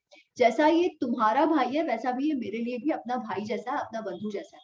तो जो भी आवश्यक कार्य है वो सब तुमको इसके लिए करने चाहिए, ठीक है। So this is what Ram says. तो बेसिकली मुझे इस पे ये भी बात करनी थी कि लोग कहते हैं कि भाई आर्य द्रविड़ वगैरह वगैरह जो हम हर बार बात करते हैं, तो आप देखो रावण जो है वो एक्चुअली काफी वेदनिष्ठ है, जो कर्मकांडी है रावण, ठीक है। बाकी भले ही उसमें कोई गुण ना आए सनातन धर्म के, या थे गुण, वो सारे उसके अहंकार षड्रिपु काम क्रोध लोभ मोह मद मात्सर्य के कारण सारे विनाश हो गए उसका, वो अलग बात है। बट कर्मकांडी है रावण, ठीक है। तो ये जो आर्य द्रविड़ीय, ये आर्य अपनी संस्कृति लेकर आए ठोक दी, ऐसा कुछ भी नहीं है। इनफैक्ट रावण तो और भी कर्मकांडी है, जितना शायद राम भी नहीं करते हैं, ठीक है। तो ये आइडेंटिटी की जब बात आती है तो हमें ये बहुत क्लियरली पता होना चाहिए कि रामायण में क्या है। तो ओके, तो क्या करें, we can stop here and discuss if you want, और आई कैन कंटिन्यू। बेसिकली इसके बाद थोड़ा सा जो सारी स्त्रियां हैं रावण की, उनका विलाप है। तो क्या करें, शुड आई कंटिन्यू या डिस्कस करें? अमी जी नमस्ते। हाँ जी अनिता जी। अगर चर्चा करना चाहें, यहाँ पर बहुत सारे ग्रुप में दार्शनिक लोग भी हैं। जो अभी आपने सूर्य की स्तुति इसमें आई और आप पढ़ रही थी, उसमें एक लाइन आई थी ना कि ये भी वही है, ये भी वही है, यानी ईश्वर एक ही है और ये जो प्रकृति के तमाम उपादान हैं ये सभी उसके ही रूप हैं। तो वाल्मीकि रामायण उस तरफ भी, उस दर्शन की तरफ भी संकेत करता है। इस पर चर्चा हो सकती है। एब्सोल्युटली, ये बात तो इनफैक्ट इसमें आप कोई भी स्तुति देखो ना, अगर आप विष्णु सहस्त्र नाम देखो या आप शिव सहस्त्र नाम देखो या ये आदित्य हृदय श्लोक ये देखो या आप देवी की स्तुति देखो, ये सब में आता है कि ये जो ब्रह्मा विष्णु महेश फलाना ठिकाना ये सब आप ही हो, प्रकृति भी आप हो, पुरुष भी आप हो, आत्मा भी आप में है, सारा कुछ आप में, ये तो हमारे में है ही कि इवेंचुअली दैवत्व भले हम अलग अलग रूप में अलग अलग इसमें समझे, पर दैवत्व जो डिविनिटी फैक्टर जिसे हम कहते हैं वो इवेंचुअली तो एक ही है। और ये तो गीता में भी आता है ना, तो गीता में जब हम कर रहे थे तब हमने ये देखा था कि अर्जुन पूछता है कि अरे आपका ये निर्गुण रूप है और सगुण रूप है, तो मैं किसे पूजूं, कौन सा ज्यादा महान है, ऐसा पूछता है। आई थिंक 13 या 13वें चैप्टर में अर्जुन पूछता है, और कृष्ण कहते हैं कि ये कोई अलग नहीं है, निर्गुण को भी आप पूजा कर सकते हो, आप सगुण की भी पूजा कर सकते हो। वो कहते हैं केवल एक बात है कि निर्गुण की उपासना थोड़ी सी टफ है, क्योंकि उसका इमेजिनेशन, जो मनुष्य का मन है वो एब्स्ट्रैक्ट को समझने में उसे कठिनाई होती है। अगर उसको एक फिगर दे दिया जाए, एक आइटम दे दी जाए जिसको वो इमेजिन कर सके, तो उस पर मेडिटेट करना, उसको समझना ज्यादा सुलभ है मनुष्य दिमाग के लिए। इसलिए वो कहते हैं कि सगुण is easier to start with, but eventually तो वो निर्गुण की ओर ही जाता है। तो आपने एकदम सही कहा अनिता जी कि यही हमारा जो बेसिक दर्शन है वो यही है। और यहीं से जितने भक्त कवि हुए हैं ना, हिंदी के भी और गुजराती की भी आप बात कर रही थी नरसिंह मेहता की, उन सब के भक्ति का जो स्रोत है वो ये ग्रंथ ही है। जैसे जो अभी बात आप गीता की कह रही हैं, सूर कहते हैं सब विधि अगम अगोचर ताते सूर सगुन लीला पद गावे। निर्गुण अगम अगोचर है, इसलिए मैं सगुण की उपासना कर, अदरवाइज दोनों एक ही हैं। दूसरा मैं यहाँ पर कहना चाह रही थी कि रामायण के परिप्रेक्ष्य में कि हमारी संस्कृति है, सनातन संस्कृति जो है, सनातन धर्म जो है, वो डे वन से संभवतः जब से है अस्तित्व में, वो प्रकृति की उपासना की बात करता है। और प्रकृति में भी वो ईश्वर के स्वरूप इसलिए संभवतः देखता है क्योंकि प्रकृति का संरक्षण मनुष्य का कर्तव्य है, जिसकी चिंता आज विज्ञान करने लगा है, वो हम वर्षों से कर रहे हैं। नहीं, एकदम सही बात है, एकदम सही बात है। और इसीलिए ना, क्योंकि हम समझते हैं कि भाई इसके बिना गुजारा नहीं है, इनकी जब तक कृपा रहेगी, प्रकृति की कृपा रहेगी, तब तक हम हैं। जिस दिन प्रकृति की कृपा नहीं रही तब हमारा विनाश होना निश्चित है, ये हमने देखा भी है। जब प्रलय आ जाता है तो वही तो होता है। तो इसमें मैं बस इतना ही कहना चाहूंगी जो अनीता जी कह रही हैं कि प्रकृति के साथ परस्पर संबंध को वेदों ने सदैव समझा है। कभी भी मनुष्य को प्रकृति से अलग नहीं माना गया है, प्रकृति का ही अंश माना गया है। और इसीलिए जैसे हम, अब तो रूढ़िवादिता में चली गई है बातें, किंतु फिर भी सांप की पूजा होती है, गाय की पूजा होती है, और कई ऐसे जानवर हैं जो अलग अलग ट्राइबल्स में भी पूजाएं वगैरह होती हैं। वो एक तरह से हमारे लिए इंडिकेशन है कि एग्जिस्टेंस को, अस्तित्व को कभी भी मनुष्य से अलग नहीं समझा गया। ये तो इस संस्कृति में हमेशा रही है। मेरा एक प्रश्न है अमित जी, रावण की मृत्यु हो गई है और मैं ढूंढ रही थी, अब ये शायद सबको क्लियर है, मुझे ही नहीं क्लियर है, ये जो सीरियल में दिखाते थे कि रावण की पेट में वो अमृत घड़ा है और विभीषण आते हैं और राम को कहते हैं कि ऐसे कहीं और मारने से उसकी मृत्यु नहीं होगी, तो वो सब कुछ है नहीं, ये सब कुछ नहीं है। अनिता जी, इसमें रामचरितमानस में है क्या? रामचरितमानस में ऐसा कोई उल्लेख है? नहीं, वो एक्चुअली बड़ा वैज्ञानिक है। ये अमृत का घड़ा की बात कहीं नहीं है, जिस रूप में, जिस तरह से शब्द का प्रयोग ऋचा जी ने किया, अमृत का घड़ा नहीं है। विभीषण आते हैं और राम से कहते हैं कि तुम उसकी नाभि में बाण को के निशाना लगाओ, नाभि में बाण चलाओ, क्योंकि उसकी नाभि में अमृत है, ये शब्द का प्रयोग होता है। अब हाँ यही है ना कि ये शब्द जो होते हैं ऋचा जी, ये प्रतीकात्मक होते हैं। जैसे बिल्कुल अभी सूर्य का और इसका हम बात कर रहे थे, और आधुनिक संदर्भों में हम उसकी किस तरह से उसकी हम व्याख्या करते हैं, वो हमें देखना होता है। आप देखें तो नाभि नाल जो होता है ना, वो बड़ा महत्वपूर्ण चीज होती है। और ये जो जितने भी, अगर आप लोगों में से कोई जीव विज्ञानी है, बायोलॉजिस्ट है, तो वो बता सकते हैं। तो उस दृष्टि से नाभि को सबसे संवेदनशील माना गया है, और इसलिए विभीषण कहते हैं राम से कि तुम नाभि पे बाण चलाओ, तभी उसकी मृत्यु होगी, वरना नहीं होगी। तो अमृत का मतलब है कि वो, वरना वो अमर ही रहेगा, वो उसे मार नहीं पाओगे तुम। यहाँ उस संदर्भ में शब्द का प्रयोग हुआ है। अच्छा, ये अतएव नहीं, में इसमें ऐसा नहीं है, सिस्टम में मतलब भी इसमें वाल्मीकि रामायण में ये प्रसंग नहीं है, तो आई एम गेसिंग फिर ये प्रसंग ही नहीं, रामचरितमानस का ही है। क्योंकि चक्रा सिस्टम में भी अ, जो स्वादिष्ठान है, जो जो नाभि से लगभग 2 इंच नीचे जिसका लोकेशन बताया जाता है, तो जन्म और मृत्यु का उसके साथ बहुत गहरा संबंध होता है। उसको हाराकिरी कहा जाता है जापान में, सुसाइड को वहीं पे चाकू मार करके करते हैं। तो वहां से लाइफ फोर्स का बहुत घनिष्ठ संबंध होता है। तो वो प्रसंग से तो मैं समझ पा रही हूँ, लेकिन वही है ना, मतलब काटने का प्रयास कर रही हूँ कि जैसे टीवी वगैरह में दिखाया गया है, और जो एक अम, ये है, मान्यता है जो जनमानस में फैली हुई, ये है कि भाई वो तो विभीषण ने आकर के बताया था रावण का भेद, तब राम मार पाए थे, अन्यथा राम ने स्वयं कहाँ मारा था रावण। तो ये वही है कि इसमें भी माताली याद करवाते हैं कि आप ब्रह्मास्त्र का प्रयोग करो, ये है वाल्मीकि रामायण में। पर वैसे देखा जाए तो अगर विभीषण नहीं होते तो राम की ये जीत होनी नहीं थी। विभीषण ने बहुत शुरुआत से जो सारी इनसाइडर इंफॉर्मेशन थी रावण की उधर, क्या ये इंद्रजीत को कैसे मारो, एक्चुअली रावण से भी ज्यादा इंद्रजीत को मारने वाली बहुत बड़ी बात थी जो लक्ष्मण ने मारा। 3 दिन तक उनकी जो लड़ाई चल रही थी, क्योंकि जो रावण ने भी नहीं किया था, रावण से भी ज्यादा शक्तिशाली इंद्रजीत है। उसने इंद्र को पकड़ के रखा था और ब्रह्मा जी के कहने पे छोड़ा था। तो इंद्रजीत को मारने में विभीषण का बहुत बड़ा, मतलब उसके विषय में बताकर कि भाई कैसे इसे मारना है, विभीषण का बहुत बड़ा हाथ है। इसलिए विभीषण के बिना ये जीत शक्य नहीं थी। इवन वो कहते हैं जब मायावी सीता जी को मारते हैं, तब ये सब तो इमोशनली टूट जाते हैं। तब विभीषण ही कहते हैं कि अरे भाई ऐसे करो मत, ये सब झूठ था, मायावी था, आप टेंशन मत लो, विल बी ऑल फाइन। यहाँ पे एक चीज मैं और कहना चाहूंगी, जोड़ना चाहूंगी।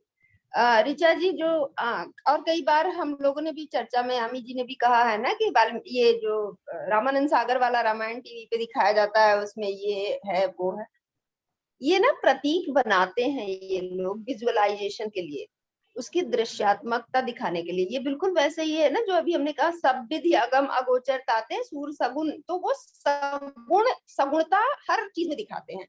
जो अमृत कलश दिखा दिया हो, अगर पता नहीं, मुझे ध्यान नहीं है कि सच में ऐसा कुछ घड़ा बड़ा दिखाया था, लेकिन अगर ऐसा कुछ है, क्योंकि ये जो फिल्मांकन किया जाता है किसी भी साहित्य का, तो उसमें इस तकनीक का प्रयोग किया जाता है। आप लोग अगर समय मिले तो YouTube पे है शतरंज के खिलाड़ी, जो मुंशी प्रेमचंद की कहानी है, उसका फिल्मांकन किया गया, फिल्म बनी है उस पर।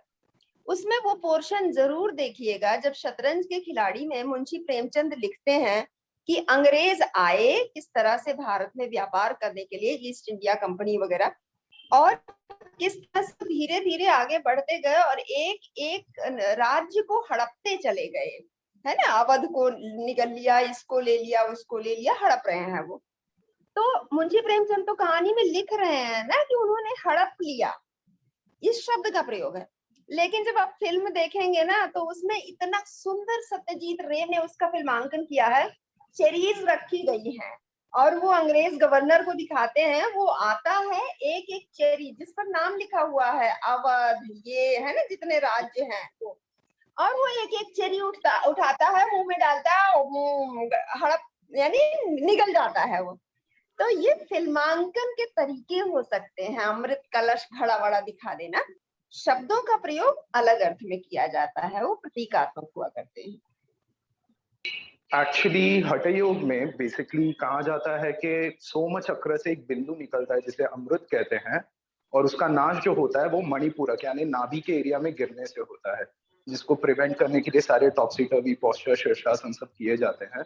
और उसी से रिलेटेड कहा जाता है कि शरीर के जो भी 72,000 नाड़ियां हैं उनका जो उत्पत्ति होती है वो मणिपुर चक्र से होती है। Basically that is the centre of your प्राणमय कोश जिसे कहा जाता है। तो यहाँ पर एक कोरिलेशन ऐसा देखने मिलता है। एंड एक प्रश्न मेरा ये था, ये जो एक स्टोरी व्हाट्सएप पे बहुत चलती है कि राम, टीवी में भी था, राम लक्ष्मण को बोलते हैं रावण उधर मरने पड़ा है, जाके उससे कुछ सीखो स्टेट क्राफ्ट एडमिनिस्ट्रेशन के बारे में, ये कहाँ से आया? आई थिंक ये कदाचित कंबन रामायण में, जो साउथ वाला है ना, कदाचित उसमें है, but I am not sure. Valmiki Ramayana में तो पक्का नहीं है, क्योंकि आपने देखा ना कि वो तुरंत तो मर गया। रावण को जैसे ही छाती में बाण लगा कि तुरंत ही वो गिर गया, तो कोई स्कोप ही नहीं था कि उससे कुछ सीखे। तो और वैसे भी मुझे नहीं लगता है कि रावण के पास सीखने की कोई आवश्यकता इन लोगों को थी, क्योंकि वो भीष्म पितामह तो नहीं थे ना। भीष्म पितामह सिर्फ सीखने के लिए फिर भी था, क्योंकि अपार्ट फ्रॉम उनका जो भी रहा होगा कि मुझे प्रतिज्ञा पे अडिग रहना है, उनके सारे जो इंद्रियां थी वो भीष्म पितामह के एकदम कंट्रोल में थी। ऐसा कुछ भी रावण का था नहीं, तो उस समय उसे सीखने जैसा कुछ हुआ ऐसा भी मुझे लगता नहीं है। तो आई थिंक वो केवल एक रावण को थोड़ा सा चलो अच्छा ये दे दो इसलिए भी डाल दिया गया। एंड मैम एक लेडी जो इसमें सबसे ज्यादा नुकसान में वो है मंडोदरी, तो क्या उनका कोई पर्सपेक्टिव है उसका? तो मतलब किसी और तो वो एक्चुअली उसका उसका अभी विलाप खत्म है, तो वो अगले इसमें मंदोदरी आएंगी नेक्स्ट इसमें, वो जो विलाप करती है, तो we will see that. Basically वही है कि शी सेज कि आप इतने शक्तिशाली थे। वो जब रावण को गिरा हुआ देखती है, शी सेज आप इतने शक्तिशाली है, आपको मारना तो असंभव था। तो अगर राम मार पाए हैं तो राम निश्चित ही कोई विष्णु के रूप होंगे, तभी उन्होंने आपको मारा है। एंड शी सेज कि मैंने आपको कितनी बार कहा, क्योंकि जो अगर आप देखते इसका जो लक्षण है कि कभी भी जो हमको लक्षण जो साइंस दिखाई देते हैं कि वो राम के बारे में हमको पहले ही पता चल गया था, क्योंकि उन्होंने 14,000 हमारे खर दूषण और राक्षसों को मार दिया था। तभी हमें अंदाजा आ गया था कि ये कोई ऑर्डिनरी, कोई साधारण मनुष्य नहीं है। फिर वो लोग ऑल द वे हनुमान यहाँ तक आ गए, यहाँ तक आना असंभव था, फिर भी वो 100 योजन कूद कर आ गए। तभी भी ये कुछ हो रहा है, जो भी सर्कमस्टांसेस है वो सही है, ऐसा मुझे तो तभी भी डर लग रहा था। मैंने आपको कहा था कि आप मत ऐसा करो, आप राम से लड़ाई मत करो, सीता को दे दो, ये हमने कहा था। एंड वो कुछ बहुत अच्छा बोलती है, वो कहती है कि आप सीता में इतने मोह हो गए थे, ये तो मैं समझती हूँ कि ये कदाचित दैव का ही काम है, this was destiny, this was फेटेड। Sita आपके मरण का, मृत्यु की कारण थी, क्योंकि सीता जैसी सुंदर तो आपके कितनी सारी रानियां आपकी है, जो सीता जितनी सुंदर भी है, अट्रैक्टिव भी है। And she goes on to say, और मेरे तो कोई भी, आप रूप में, गुण में, दाक्षिण्य, स्किल में, सीता तो मेरे आसपास भी कहीं नहीं आती है, फिर भी आप उसमें मोह गए। तो ये क्या हुआ कि मतलब it was not, so basically she is saying कि इवन लॉजिकली आप इतने ज्यादा जो आसक्त हो गए थे सीता में, उसका कोई कारण नहीं था, पर आपने किसी की बात नहीं मानी, क्योंकि शायद ये you were just driven by fate. Sita आपके मृत्यु का ही कारण बन के आई है। एंड शी इज लाइक, एक बात वो कहती है, शी सेज जो जैसा करता है वो वैसा भोगता है, जैसा पाप करता है। एक्चुअली हमने अब कर ही लिया, तो I might as well just take few more minutes and read that part, कि पाप जो है वो छोड़ता नहीं है मनुष्य को।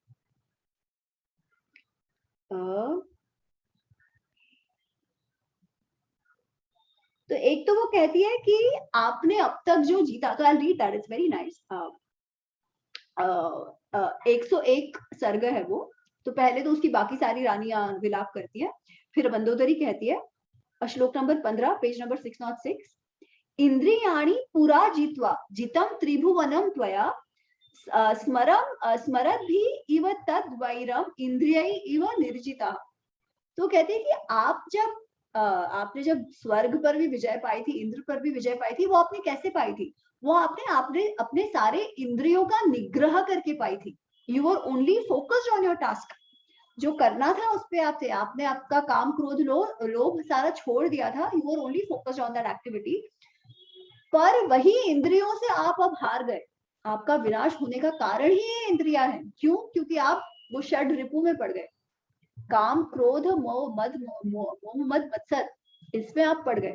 तो इसके कारण आपका ये विनाश हुआ है। फिर जैसे मैं कह रही थी, वो कहती है कि हमें लक्षण पता चल रहे थे कि ऐसा सब राम ने किया था, पर आपने बात नहीं मानी। तो सीता जो है वो आपके कदाचित आपकी मृत्यु का कारण बन के ही आई थी। फिर शी से, जो मैं कह रही थी ना, श्लोक नंबर 27 संति अन्याः प्रमदः तुभ्यं रूपेण अभि अधिकतः ततः अन्वंग क्षमापन्नः त्वम तू मोहान न बुध्यसे। अन्य आपके जो कितनी अन्य स्त्रियां थी जो रूप में सीता से अधिक अच्छी है, अधिक रूपवान है, पर आप तो इतने मोह में पड़ गए थे कि आपको केवल सीता चाहिए थी। फिर शी सेज 28 न कुलेन न रूपेण न दाक्षिण्येन मैथिली मया अधिका वा तुल्या वा तत तू मोहात न बुध्यसे।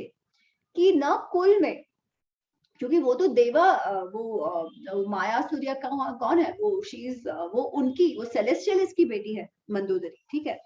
तो न कुल में, न रूप में, न स्किल दाक्षिण, न गुण में, किसी तरीके से भी सीता मेरे कंपैरिजन में भी नहीं थी। पर आपको समझ ही नहीं आ रहा था, आप इतने ज्यादा मोह में पड़ गए थे कि उस समय आपको कुछ भी नहीं समझ आ रहा था, और इवेंचुअली इसके कारण आपका अंत हुआ। पर जो एक और चीज वो कहती है, वो विलाप करती है कि अरे मेरा अब क्या होगा वगैरह वगैरह। But there is one thing which she says,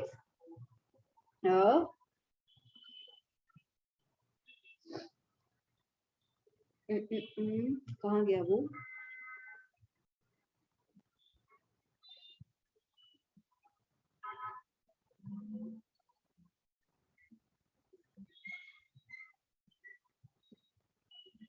एक सेकेंड ना,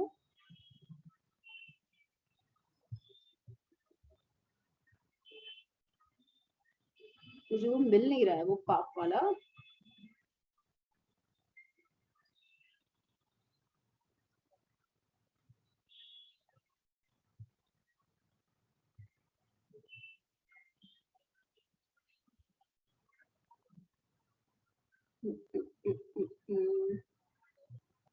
ओके कोई नहीं, मैं वो नेक्स्ट में निकाल के रखती हूँ, मुझे वो भी मिल नहीं रहा।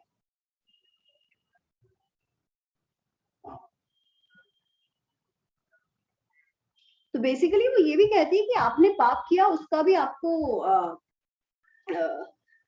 उसका फल तो आपको मिलना ही था। तो हाँ, ये रहा, सॉरी सॉरी सॉरी, मिल गया। So this is page number 608, श्लोक नंबर 72। काम क्रोध समुत्थेन व्यसनेन प्रसंगिना निवृत्तत्वत्कृतेनार्थ सोऽयं मूलहरो महान् त्वया कृतम इदं सर्वम अनाथम राक्षसम कुलम। ये काम क्रोध के कारण आपने क्या किया कि काम क्रोध के व्यसन में पड़कर आपने ऐसा कर दिया जिसके कारण आपके पूरे कुल का, पूरा कुल अनाथ हो गया, उस सबका सर्वनाश आपने कर दिया।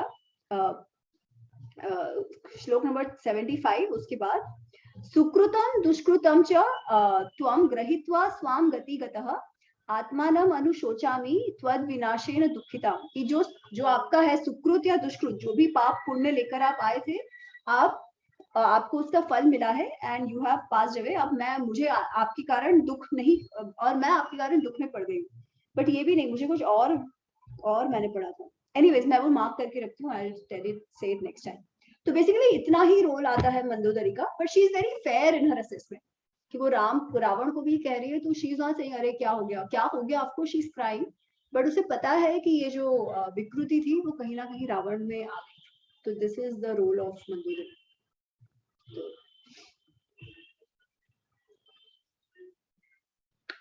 ओके, और कुछ? यूजुअली इस चीज को ना लेफ्ट विंग नेगेटिवली लेता है। वो कहते हैं अरे मंडोदरी तो सीता से भी सुंदर थी, तो रावण को एक्चुअली कोई जरूरत नहीं थी। He was trying to teach a lesson to Ram for Surpanakha's best thing. So they take it as another way.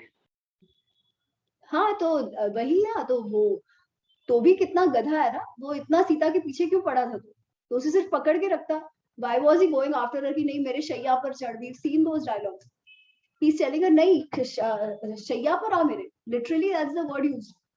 Why is he so crazy? वो नहीं तो सिर्फ पकड़ के रखता ना, but ऐसा नहीं था, वो एकदम कामाभिमुख हो गया था. And it's very clear in Ramayan. जो पढ़े बिना कहते हैं वो तो चलो कुछ भी कह सकते हैं.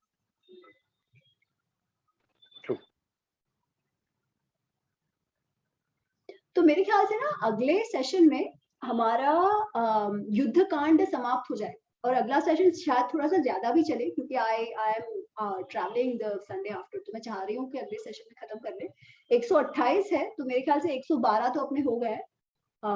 दूसरे 16 अध्याय है, तो वो फटाफट हो जाएगा. तो वो जो अग्नि परीक्षा वाला है वो भी अगले सेशन में होगा, तो आई थिंक उसकी भी कुछ चर्चा होगी. तो थोड़ा सा लंबा करेंगे अगला session, and that would be the end of Yuddha Kanda. फिर उसके बाद we take a break and then we figure कि उत्तरकांड आगे करना है कि नहीं करना है, या मे बी 1-2 सेशंस में ब्रीफ में I can wrap up. Anyways आप सबको बहुत बहुत अभिवादन. हमने नवंबर में शुरू किया था, तो ऑलमोस्ट रामायण पूरा पारायण हमारा हो जाएगा. युद्ध कांड तक जो एक्चुअल रामायण जो लोग गिनते हैं उसका तो अगले संडे तक ही हो जाएगा. तो अवश्य जुड़िएगा, अगले संडे अवश्य जुड़िएगा. वो अग्नि परीक्षा वाली कहानी लेंगे हम. Okay,